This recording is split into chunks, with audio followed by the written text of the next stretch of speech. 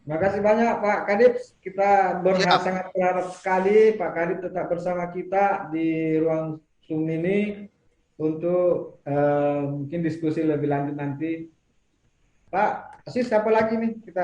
Nah, menarik tadi ini Pak Kambi, saya lihat Ya, ya. bahwa ternyata di lapas rutan ini sudah tidak bisa menjalankan fungsinya dengan baik. Padahal kan harapan kita ketika ada orang bermasalah dengan hukum, dia masuk penjara, dia bisa dipulihkan, Hmm. kemudian dikembalikan lagi di masyarakat. Dihilangkan masalahnya baru dikasih Ya, kembali. rehabilitasi lah. Tapi Oke. dari Pak Kadip tadi menjelaskan kasus narkotika ini, misalnya salah satunya kasus narkotika. Hmm. Mereka kan harus direhab, tapi ternyata dari 1.000 orang yang ada tahanan narkotika, Hmm. ternyata yang bisa mendapatkan rehabilitasi 200 orang. Artinya penjara bukan solusi buat mereka Betul. di situasi saat ini. Nah, Tapi kita juga harus memaklumi bahwa nah, dan saya Pak Kadip tadi bahwa kita ini hanya muara kalau tidak ada kiriman dari Pak Edi. inilah mungkin Pak. Artinya pemasyarakatan ada di paling hulu, dia menerima input dan tidak bisa menolak dan harus menjalankan fungsinya. Nah, hadir juga di tengah-tengah kita sudah ada semua dari sistem peradilan pidana. Nah, sekarang kita bisa melihat karena ada proses sistem peradilan pidana dari kepolisian, Ya. Pak Kambi. Jadi Ya. mungkin kita akan dengar dulu dari kepolisian ini. Salah satu Bagaimana yang mengirim juga banyak masalah ke lapas, Pak. bagaimana perspektifnya ini Pak tentang situasi rutan? Apakah kemudian memang orang saat ini penegak hukum muaranya adalah ke penjara? Atau bisa dijelaskan masyarakat misalnya terkait ada namanya restoratif justice, biar masyarakat juga tidak melihat bahwa sedikit-sedikit harus penjara. Nah, Apalagi silakan. kan ada edaran Pak Kapolri ya untuk pendekatan humanis lebih kedepankannya Pak. Mudah-mudahan itu Ya, berpengaruh nanti. betul Pak. Ya. Nah, mungkin dari kepolisian Polrestabes Makassar ada Pak Sayed dengan Pak Ibda Syahudin, Saharudin. Ya. bisalah menjelaskan kepada kita bagaimana tanggapannya tentang situasi yang saat ini dan menjelaskan soal restoratif justice. Silakan Pak. Dari Pak Sayed, Pak Syahudin, karena Baik, sudah muncul. Atau Pak Sayed baik. dulu. Iya. Hmm, saya masuk ke baik Pak ya, makasih atas pelaksanaan uh, meeting Zoom ini terkait masalah over capacity yang dialami oleh rekan kita dari lembaga pemasyarakatan saat ini. Kami yang mengawaki terkait masalah data dan pengumpulan data dari rekan-rekan penyidik, kemudian mengakomodir adanya laporan pengaduan yang masuk saat ini. Memang pada kami tiap hari itu laporan polisi maupun pengaduan, masyarakat menyampaikan aduan maupun laporan. Itu yang pertama yang tetap kita harus terima karena bentuk pelayanan yang kita utamakan, pelayanan dan penerimaan suatu laporan ataupun pengaduan yang disampaikan oleh masyarakat. Jadi beranjak dari situ otomatis kita selaku aparat sesuai dengan mekanisme melaksanakan proses terkait adanya aduan ataupun pengaduan. Nah, terkait pengaduan yang diterima, data di kami itu tiap hari rata-rata ada, ini khusus untuk Satreskrim Polrestabes Makassar, itu per hari masuk sekitar 5-10, belum termasuk polsek-polsek Pak. Itu berbagai macam kasus, mulai dari kasus pencurian maupun tipu gelap dan lain sebagainya, termasuk dengan kekerasan terhadap anak. Nah, itu. Dan aduan yang disampaikan kita akomodir, kemudian transferkan ke penyidik yang melaksanakan tugas penyelidikan dan penyidikan terkait adanya pengaduan ataupun laporan polisi yang disampaikan oleh masyarakat. Dengan kondisi yang memang saat ini kita memahami bahwa apapun perbuatan seseorang, kadang masyarakat langsung ujuk-ujuk membuat laporan atau pengaduan. Nah, tentu dari pimpinan kami, memang dari sejak tahun 2018, pimpinan kami sudah dengan adanya beberapa pertimbangan terkait juga tadi terkait masalah over capacity, mengeluarkan hukum untuk kami di kepolisian. Kita juga berharap bahwa dengan adanya payung hukum ini, kita ada ruang untuk masyarakat ini kasus-kasus yang dianggap bisa untuk dilakukan restoratif, kita laksanakan. Nah, mulai dari tahun 2018, kita sudah menerima diakomodir dengan adanya surat edaran Kapolri. Ya, Pak, ya, surat edaran nomor 7 tahun 2018, waktu itu Bapak Kapolri adalah yang saat ini menjabat Menteri Dalam Negeri beliau. Perkap, jadi ada surat edaran nomor 7 tahun 2018. Di situ sudah mengakomodir penyelesaian masalah pada tahap proses penyelidikan. Itu kita sudah ada payung hukum, ada surat edaran yang dapat kita laksanakan adalah kasus-kasus tertentu. Surat edaran ini lanjut pada proses penyidikan muncul surat edaran nomor 8 tahun 2018. Kemudian dari adanya belum munculnya diakomodir di dalam peraturan Kapolri terkait masalah restoratif justice, akhirnya pada tahun 2019 keluarlah perkap kami di perkap merevisi dari perkap nomor 14. Di situ perkap yang mengakomodir perkap nomor 6 tahun 2019. Dapat kami sampaikan bahwa dalam perkap ini sudah diakomodir lagi di dalam perkap tersebut nomor 6 tahun 2019 itu sudah diakomodir di dalam pasal 12. Di pasal 12 itu ada syarat material dan formilnya yang sudah spesifik terkait masalah kasus-kasus yang dapat di justice. Nah, terkait masalah pelaksanaan restoratif justice, tentu dalam pelaksanaan prakteknya, tindak lanjutnya kita laksanakan kepada penyidik yang menangani terkait masalah pelaksanaan restoratif tersebut. Untuk tahap selanjutnya mungkin saya serahkan ke Pak Saudin untuk yang setiap hari sering bergelut dengan pelaksanaan restoratif. Saya untuk sepatah silahkan untuk Pak Saudin menjelaskan terkait masalah saat ini yang sudah rekan kami dari penyidik yang telah melaksanakan restoratif tersebut. Silakan Pak Saudin.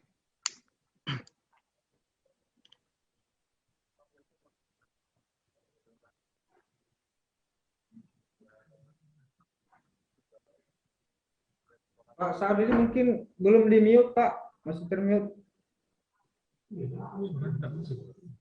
Barang tidak kedengaran Pak.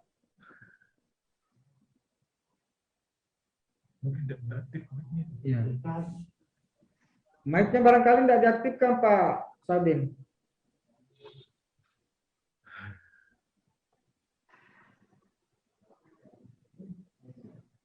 Sepertinya mic-nya mati Pak Syahuddin, jadi tidak bisa kedengaran di room maupun di studio saat ini. Sambil kita menunggu, mungkin kita bisa tanya-tanya juga dengan Pak Syed ini. Karena tadi sudah menyinggung Pak, kan dia bilang Pak Syed ada perkara yang bisa menempuh restoratif justice atau tidak perlu lagi lah berproses.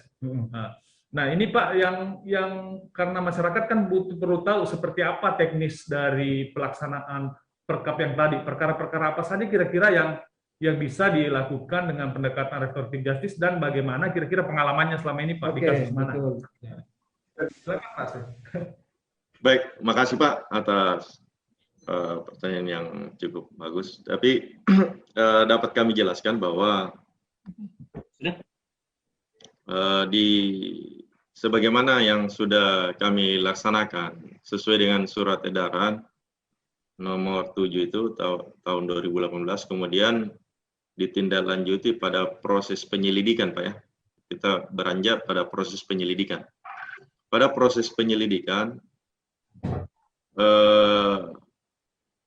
apabila korban dengan terlapor sudah kita pada proses penyelidikan tersebut, kasusnya kerugian yang dianggap tidak lebih dari 2.500.000, kemudian tidak berdampak menimbulkan gejolak, contohlah kasus-kasus pencurian ringan, kemudian pelakunya mungkin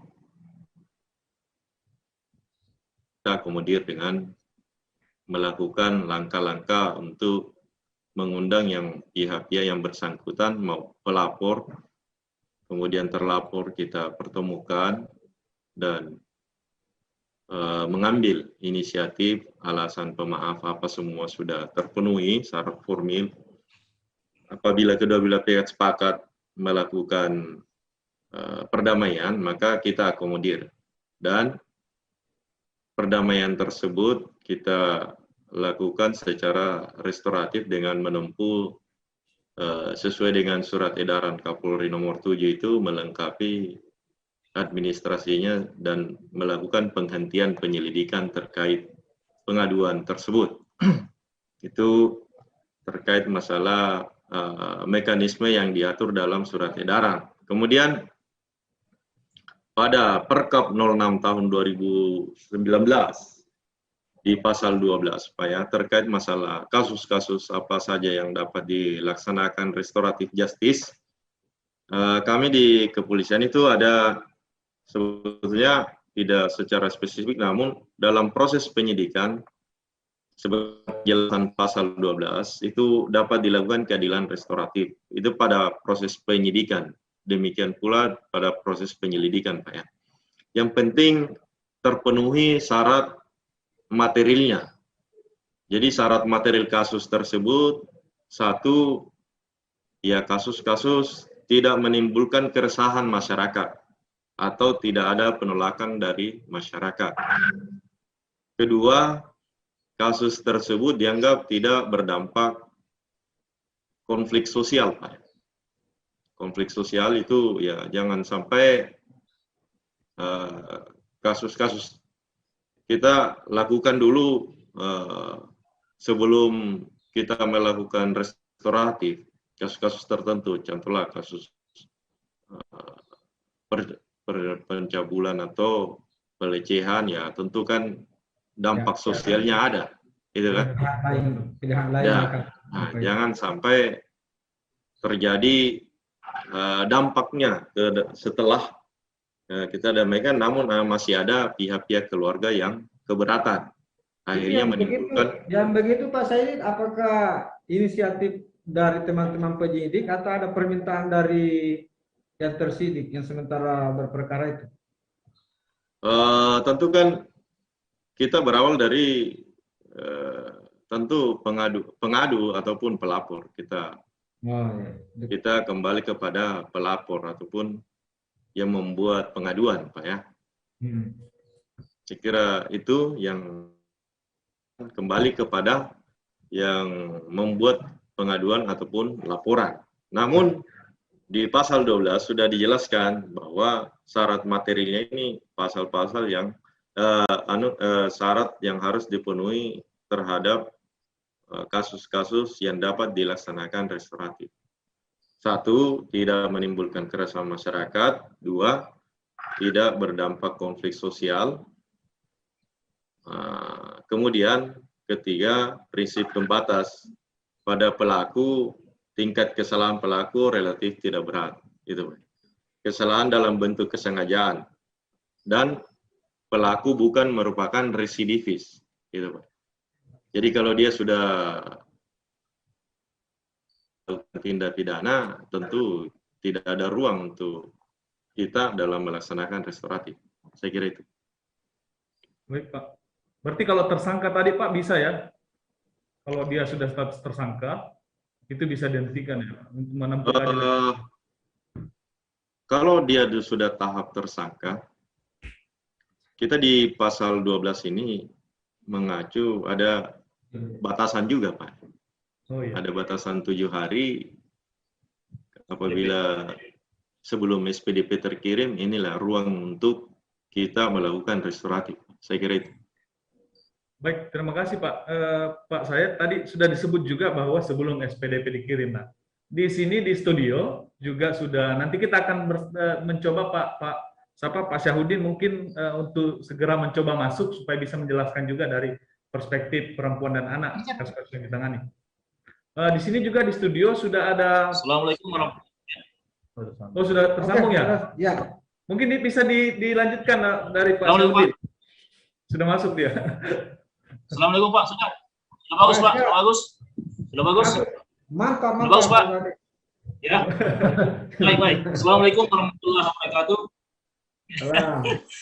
Saya dengan Pak moderator ini sudah memang dari pertama, karena kita masih di forum restoratif.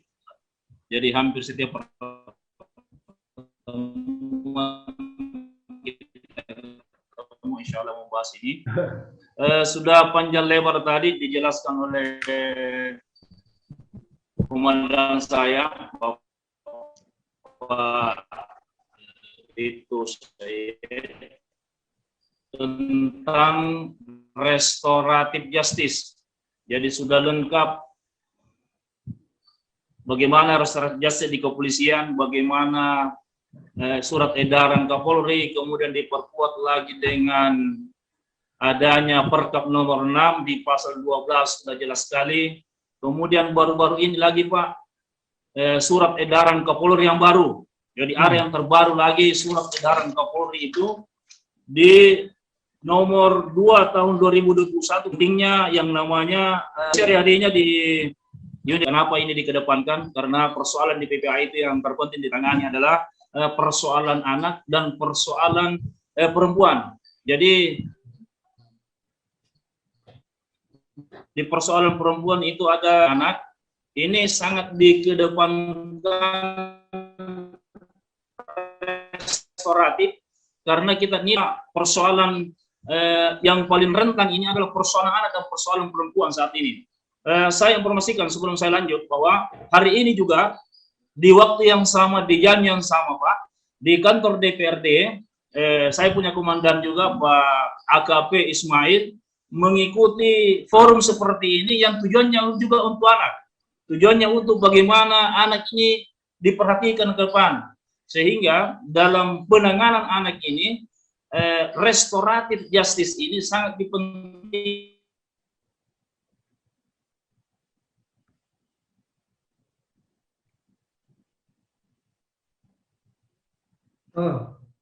dalam penanganan. Jadi bisa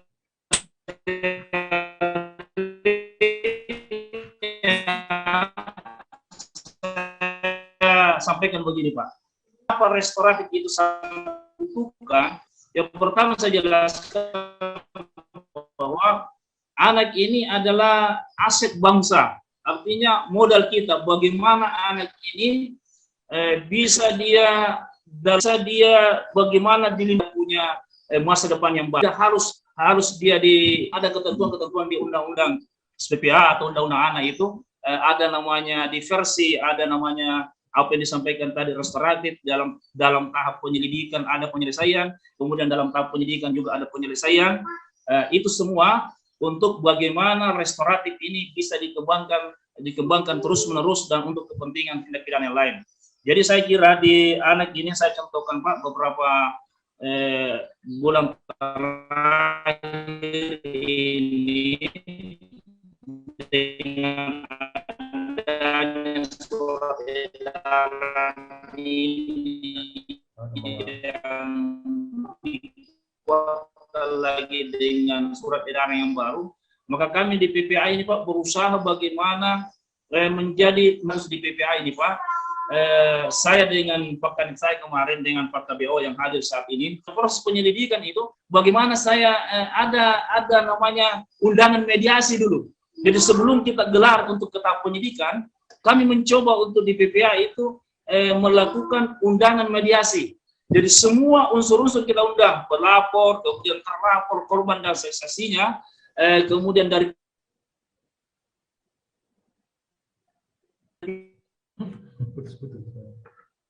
Kayaknya Pak Syahudin agak gangguan jaringannya. Mungkin videonya dimatikan dulu supaya jaringannya agak stabil. Karena kayaknya dari seperti kalau misalnya anak baru-baru ini ada mediasi dengan gurunya, kemudian kita undang semua dalam bentuk undangan mediasi. Ya, jadi disitulah muncul ya Pak.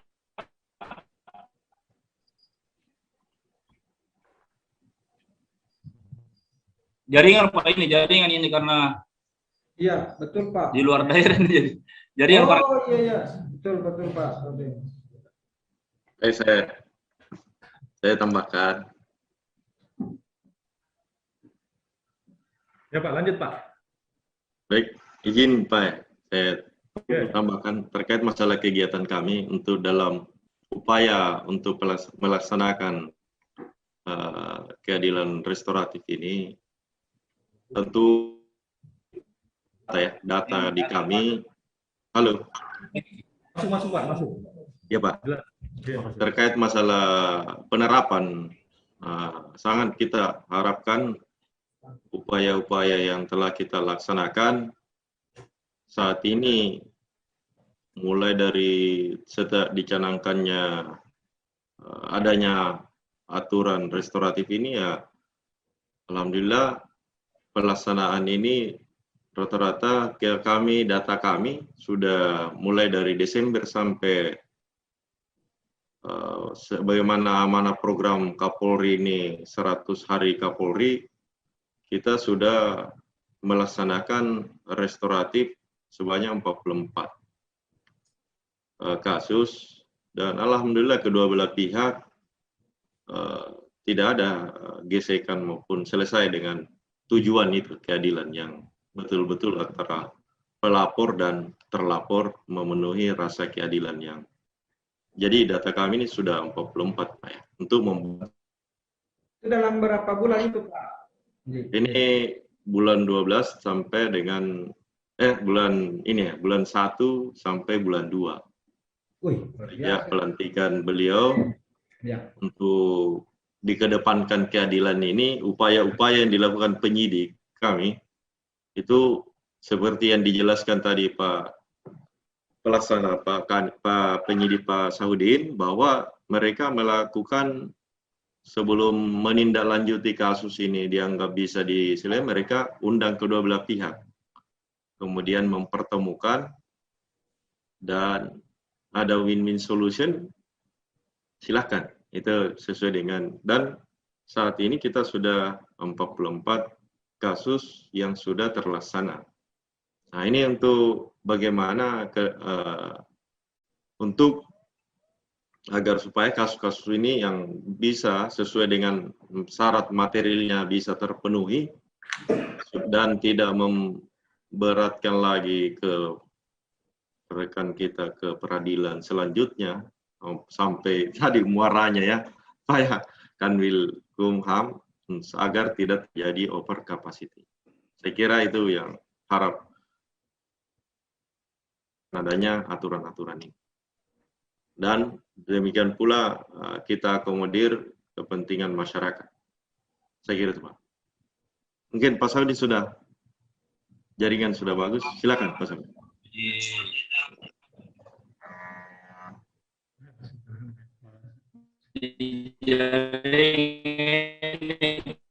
Kurang bersahabat ini kan di tempat kami yang jauh, jadi bagaimana Pak? Bisa diterima? Oke, lanjut Pak. Halo Pak? Ya, masuk Pak. Bisa? Bisa Pak, silakan Pak Saudin.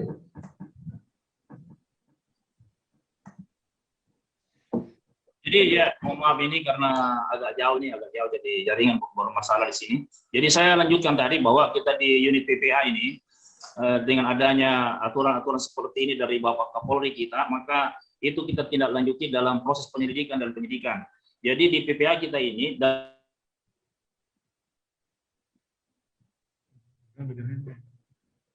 mungkin Pak Syahuddin kameranya dimatikan karena dalam proses penyelidikan kita mencoba sebelum upaya dulu ada namanya undangan media berperkara, baik pelapornya, kalau dia dilibatkan anak-anak kita undang orang tuanya semua, kalau dia melibatkan dia anak-anak di bawah umur dan dia masih sekolah kita libatkan guru-gurunya, apakah kepala sekolahnya atau gurunya yang mewakili.